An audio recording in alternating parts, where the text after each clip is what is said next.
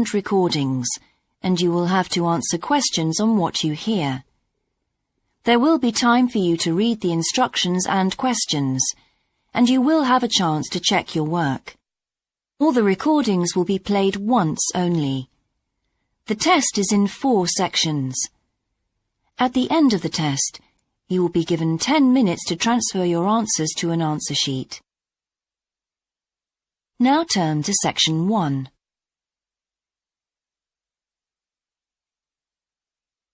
Section 1. You will hear a conversation between a representative of an insurance company and a customer. First, you have some time to look at questions 1 to 3.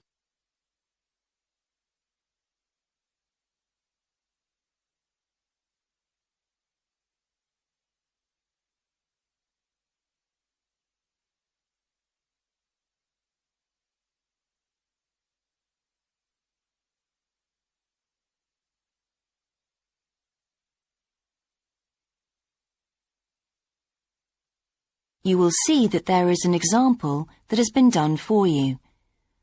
On this occasion only, the conversation relating to this will be played first.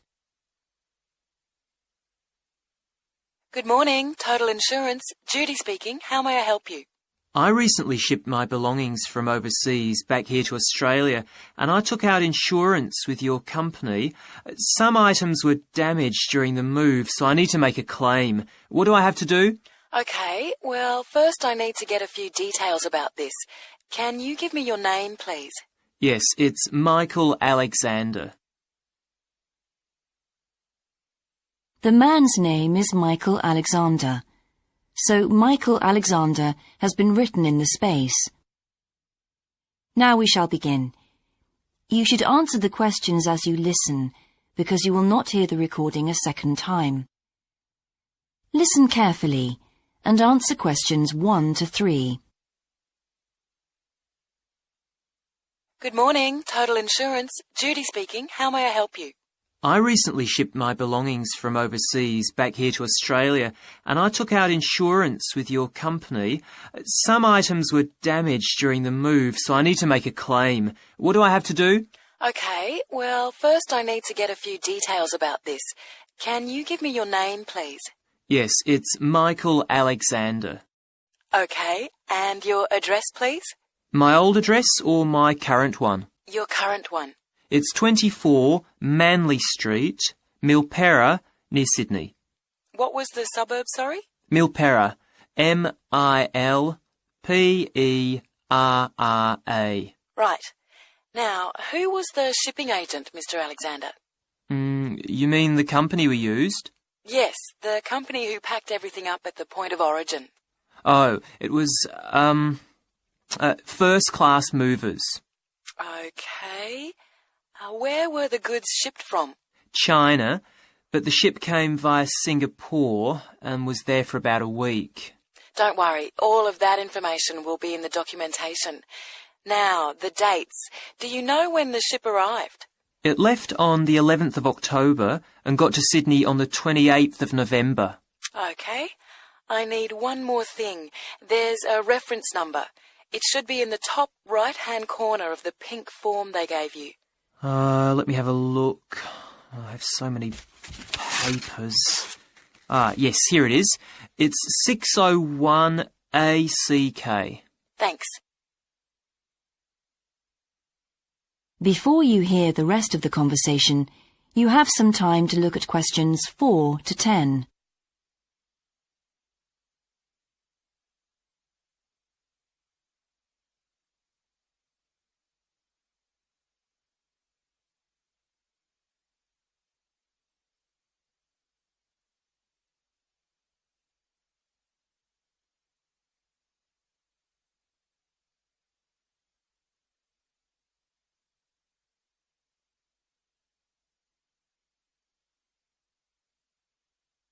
Now listen and answer questions 4 to 10.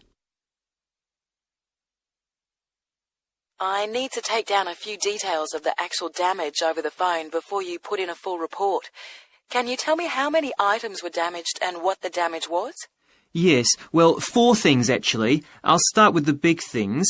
My TV, first of all. It's a large one, very expensive. Insurance doesn't cover electrical problems. It isn't an electrical problem. The screen has a huge crack in it, so it's unusable. I see. Any idea of the price to repair it? No. Well, I don't think it can be repaired. It will need a new one. OK, I'll make a note of that and we'll see what we can do. Now, what was the second item? The cabinet from the bathroom was damaged as well. It's a lovely cabinet. We use it to keep our towels in. And what is the extent of the damage? Well, the back and the sides seem okay, but the door has a huge hole in it. It can't be repaired. I'm really not very happy about it. And how much do you think it will cost to replace it? Well, when I bought it last year, I paid $125 for it. But the one I've seen here in Sydney is a bit more expensive. It's $140. Right. And what was the third item? My dining room table. It's a lovely table from Indonesia.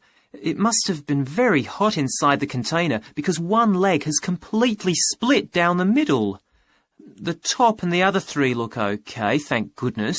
Any idea of the price to repair it? Well, I had an estimate done on this actually because it is a very special table to us. They quoted us $200, which is really pricey, so I hope the insurance will cover the total cost. I'm sure that will be fine. What was the last item, Mr. Alexander? Well, we have a lovely set of china plates and dishes, you know, with matching cups, saucers, the lot. They were all in the one box, which must have got dropped because some plates were broken. 6, actually. And can you tell me the replacement value of these? Well, it's hard to say because they were part of a set, but they can be up to $10 each, as it's such a good set. OK, so that would be around $60 altogether. Yes, that's right. And is that all of the items? Yes. So, what do I have to do now? That is the end of section 1. You now have half a minute to check your answers.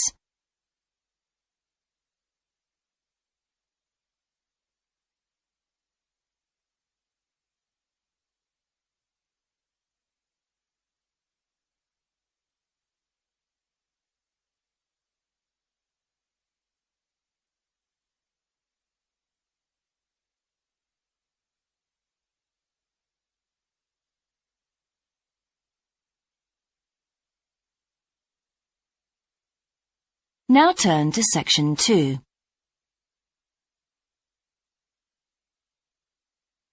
Section 2. You will hear an introductory talk about a new agricultural park. First, you have some time to look at questions 11 to 14.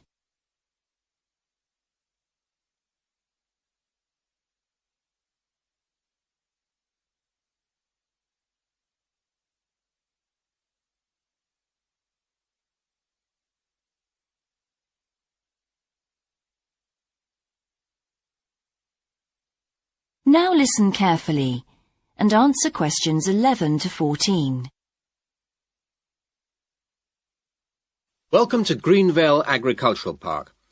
As you know, we've only been open a week, so you're amongst our first visitors. We have lots of fascinating indoor and outdoor exhibits on our huge complex, spreading hundreds of hectares. Our remit is to give educational opportunities to the wider public, as well as to offer research sites for a wide variety of agriculturists and other scientists. Let's start by seeing what there is to do. As you can see here on our giant wall plan, we are now situated in the reception block here. As you walk out of the main door into the park, there's a path you can follow. If you follow this route, you'll immediately come into the rare breeds section, where we keep a wide variety of animals, which I shall be telling you a little more about later. Next to this, moving east, is the large grazing area for the rare breeds. Then further east, in the largest section of our park, is the forest area. South of the grazing area, and in fact just next to the reception block, is our experimental crop area. In the middle of the park, this circular area, is our lake. These two small rectangular shapes here are the fish farms where we rear fish for sale. To the east of those is the marsh area, which attracts a great many migrant birds. In the southeastern corner, beyond the marsh, is our market garden area, growing vegetables and flowers. Before you hear the rest of the talk, you have some time to look at questions 15 to 20.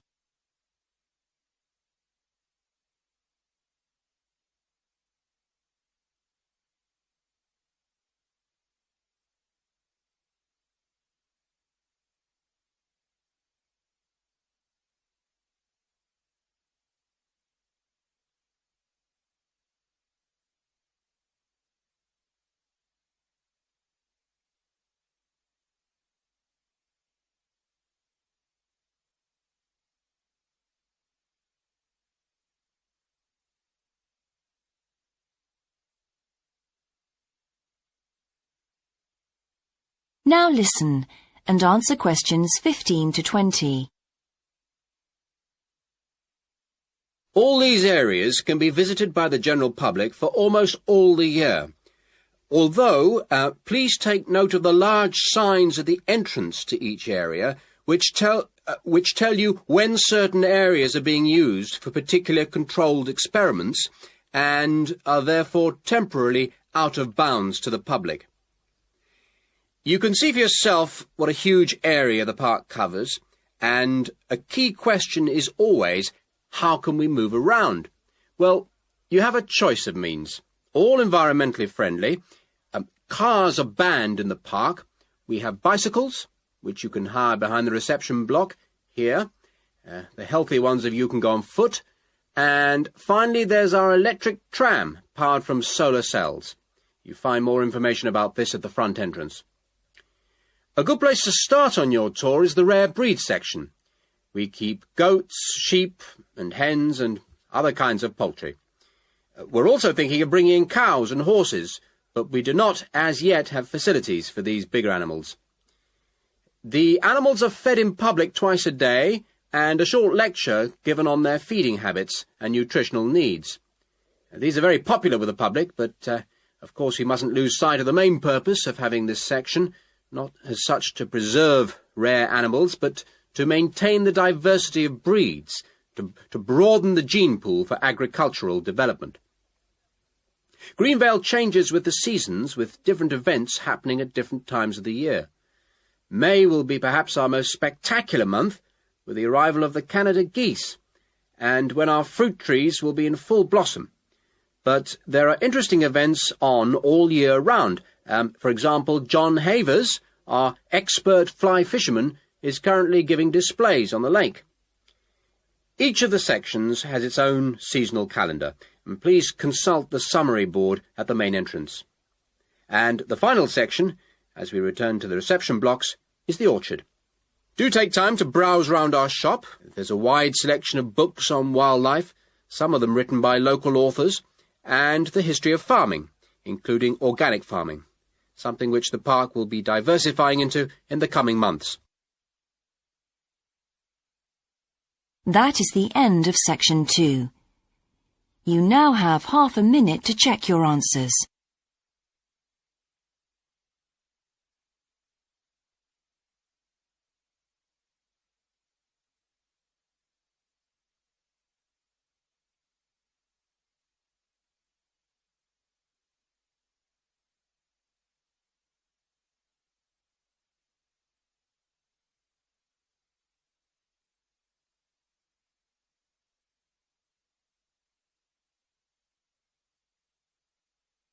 Now turn to section 3.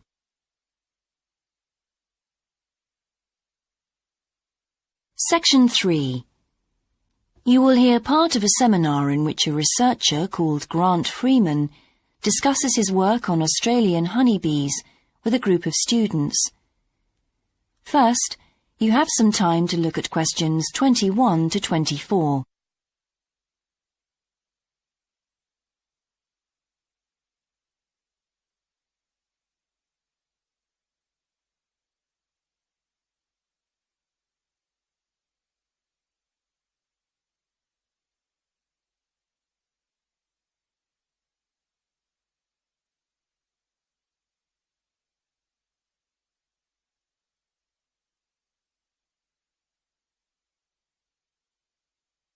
Now listen carefully and answer questions 21 to 24. Good morning, everyone. In today's seminar, Grant Freeman, a biologist who specialises in identifying insects and who works for the Australian Quarantine Service, has come to talk to us about his current research work. Right, well, over to you, Grant. Good morning, everyone. I'm sure that you know that the Quarantine Service regulates all food brought into Australia. Well, obviously they want to protect Australia from diseases that might come in with imported goods, but they also want to prevent insect pests from being introduced into the country, and that's where I have a part to play. Anyway, my current research involves trying to find a particular type of bee, the Asian honeybee, and finding out whether there are any of them around in various states of Australia. We discovered a few of them in Queensland once and eradicated them. Now we're pretty keen to make sure that there aren't any more getting in, particularly to New South Wales and other states. What's wrong with Asian honeybees? Are they so different from Australian bees? Well, in fact, they look almost the same, but they are infested with mites, microscopic creatures which live on them, and which can seriously damage our own homegrown bees, or could even wipe them out. Well, what would happen if Australian bees died out? Well, the honey from Australian bees is of excellent quality, much better than the stuff the Asian bees produce. In fact, Australia exports native queen bees to a large number of countries because of this. When the European honeybee was first discovered out in the bush, we found they made really unpleasant honey, and they were also too big to pollinate many of our native flowers here in Australia. That must have had a devastating effect on the natural flora. Did you lose any species? No, we managed to get them under control before that happened. But if Asian bees got in, there could be other consequences. We could lose a lot of money because you might not be aware, but it's estimated that native bees' pollination of flower and vegetable crops is worth $1.2 billion a year. So in a way, they're the farmer's friend. Oh, and another thing is, if you're stung by an Asian honeybee, it can produce an allergic reaction in some people, so they're much more dangerous than native bees.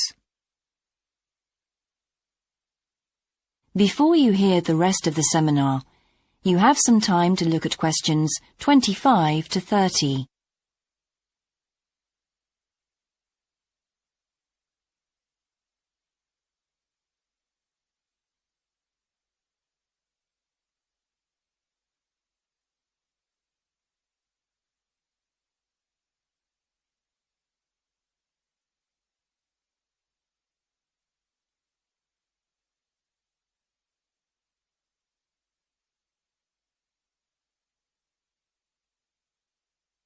Now listen and answer questions 25 to 30. How will you know if Asian bees have entered Australia? We're looking at the diet of the bird called the rainbow bee-eater. The bee-eater doesn't care what it eats as long as they're insects. But the interesting thing about this bird is that we are able to analyse exactly what it eats, and that's really helpful if we're looking for introduced insects. How come? Because insects have their skeletons outside their bodies, so the bee-eaters digest the meat from the inside. Then they bring up all the indigestible bits of skeleton, and of course the wings, in a pellet, a small ball of waste material which they cough up. That sounds a bit unpleasant. So how do you go about it? In the field, we track down the bee-eaters and find their favourite feeding spots, the places where the birds usually feed. It's here that we can find the pellets. We collect them up and take them back to the laboratory to examine the contents. How do you do that? The pellets are really hard, especially if they've been out in the sun for a few days. So, first of all, we treat them by adding water to moisten them and make them softer. Then we pull them apart under the microscope. Everything's all scrunched up, but we're looking for wings, so we just pull them all out and straighten them. Then we identify them to see if we can find any Asian bee wings. And how many have you found? So far, our research shows that Asian bees have not entered Australia in any number. It's a good result and much more reliable than trying to find live ones as evidence of introduced insects. Well, that's fascinating. Thank you, Grant, for those insights. I hope that you might inspire some of our students here to conduct some similar experiments. That is the end of section 3. You now have half a minute to check your answers.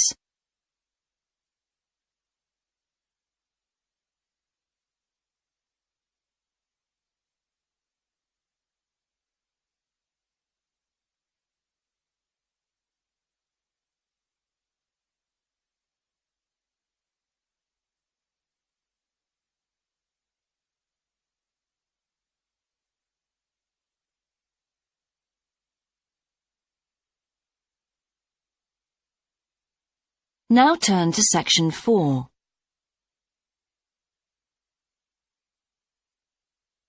Section 4. You will hear a student called Shona giving a presentation on her research report. First, you have some time to look at questions 31 to 40.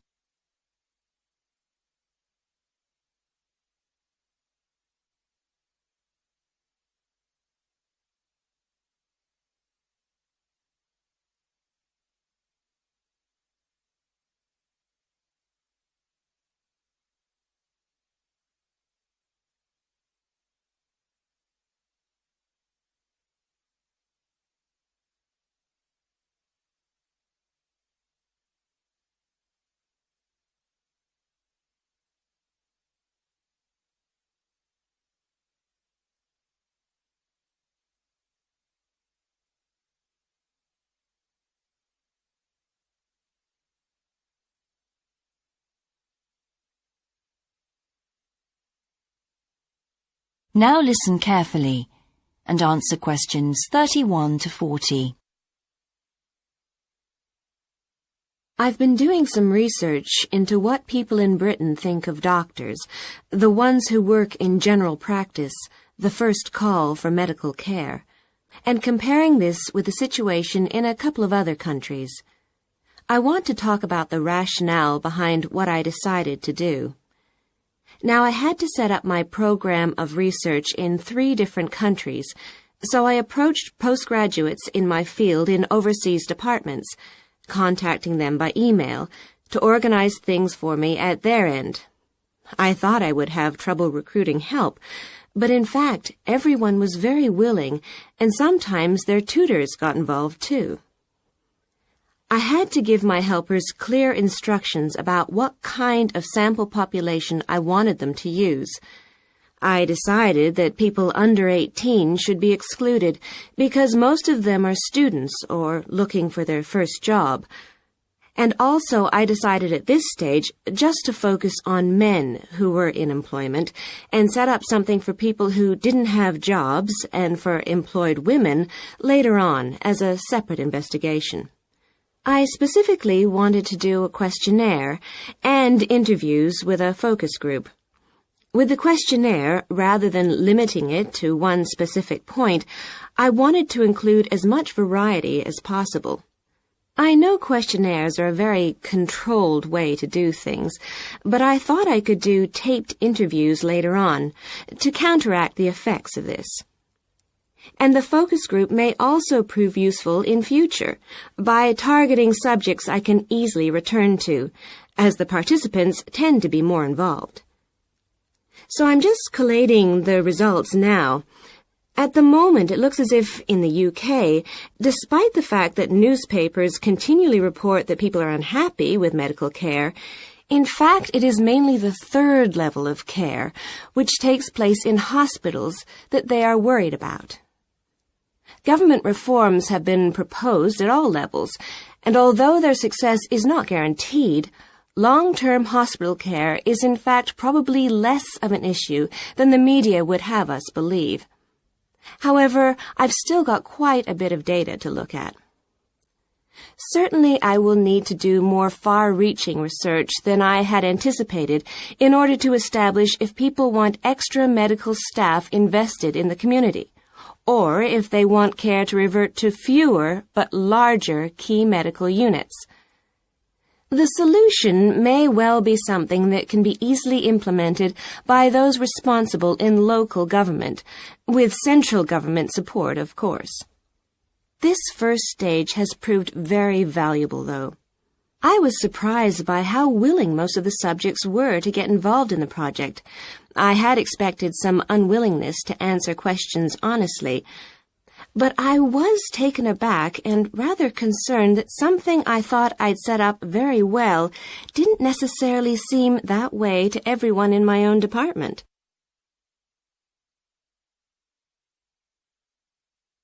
I thought you might also be interested in some of the problems I encountered in collecting my data.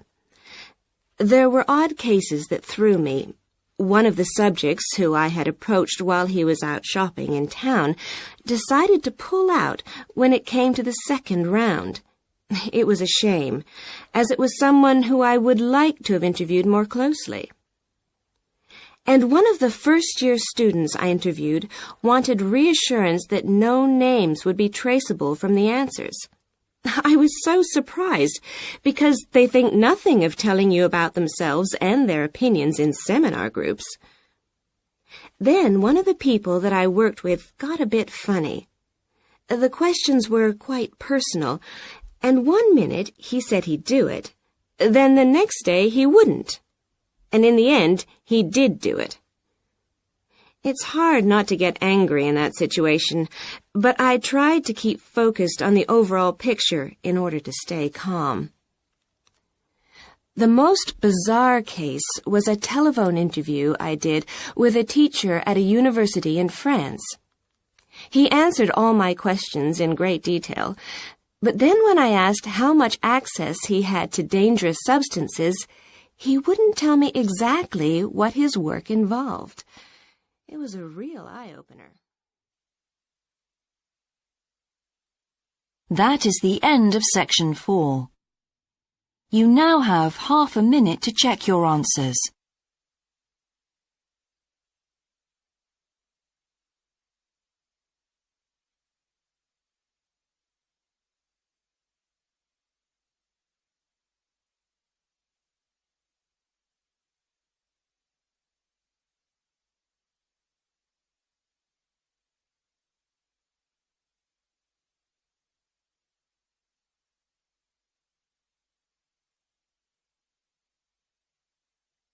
That is the end of the listening test. In the IELTS test, you would now have 10 minutes to transfer your answers to the answer sheet.